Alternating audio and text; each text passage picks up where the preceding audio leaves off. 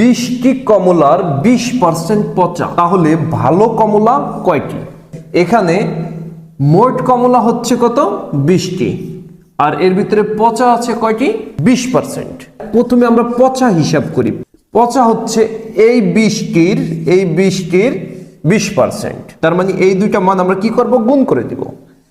এরপরে এই 20-এর সাথে পার্সেন্টেজ মানেই হচ্ছে কি 100 দ্বারা ভাগ, এই 100 দ্বারা ভাগ করলাম। তাইলে এই শূন্য এই শূন্যতে বাদ, এই শূন্য এই শূন্যতে বাদ, তাইলে হলো কতই?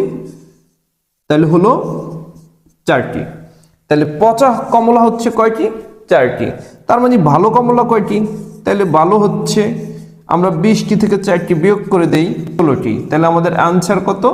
16টি। আপনারা যদি এই ম্যাথটি বুঝে থাকেন, বুঝে দাও এই ম্যাথটি সলভ করে আমাকে কমেন্ট বক্সে জানান।